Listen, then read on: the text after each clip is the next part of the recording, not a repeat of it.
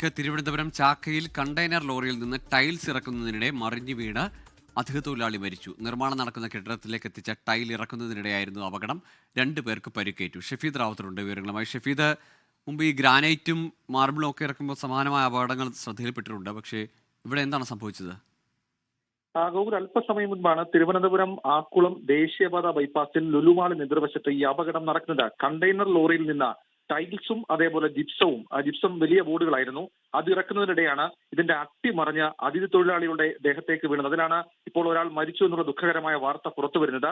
നിർമ്മാണം നടക്കുന്ന കെട്ടിടത്തിലേക്ക് എത്തിച്ച ടൈലും ജിപ്സവും ഇറക്കുന്നതിനിടെയാണ് ഈ അപകടം ഉണ്ടായത്. 3 പേരായിരുന്നു ഈ കണ്ടെയ്നറിനകത്ത് നിന്ന് ഈ ലോഡ് ഇറക്കിക്കൊണ്ടിരുന്നത്. അപ്പോഴാണ് ഇത് മറിഞ്ഞ് ഇവരുടെ ദേഹത്തേക്ക് വീണത്. ചാക്കയിൽ നിന്ന് ഫയർഫോഴ്സും അതേപോലെ പോലീസും നാട്ടുകാരും ചേർന്നാണ് ഈ അപകടത്തിൽപ്പെട്ടവരെ പുറത്തെടുത്തത്. ഈ മരിച്ചയാളുടെ പേര് വിവരങ്ങൾ ലഭ്യമായിട്ടില്ല. ഗുരുതരമായി പരിക്കേറ്റ മറ്റ് 2 പേരെ തിരുവനന്തപുരം മെഡിക്കൽ കോളേജ് ആശുപത്രിയിലേക്ക് മാറ്റിയിട്ടുണ്ട്. സംഭവത്തിൽ എന്താണ് ഉണ്ടായതെന്ന് കണ്ടെത്താൻ പേട്ട പോലീസ് അന്വേഷണവും ആരംഭിച്ചിട്ടുണ്ട്. ഈ സുരക്ഷാ മാനദണ്ഡങ്ങൾ പാലിച്ചിരുന്നോ, മാത്രമല്ല ഈ തൊഴിലാളികൾ ഈ ലോഡ് ഇറക്കുന്നതുമായി ബന്ധപ്പെട്ടുള്ള മാനദണ്ഡങ്ങൾ പാലിച്ചു എന്നൊക്കെയുള്ള കാര്യങ്ങളിൽ വിശദമായ അന്വേഷണം പോലീസിന്റെ ഭാഗത്തു നിന്നുണ്ടാകും. ഗോകുൽ, ശരി, ഏതായാലും ദാരുണമായ സംഭവമാണ്. ഒരു അതിഥി തൊഴിലാളി മരിച്ചു, 2 പേർക്ക് പരിക്കേറ്റിട്ടുണ്ട്. ടൈൽ ഇറക്കുന്നതിനിടെയാണ് ഈ അപകടം സംഭവിച്ചത്.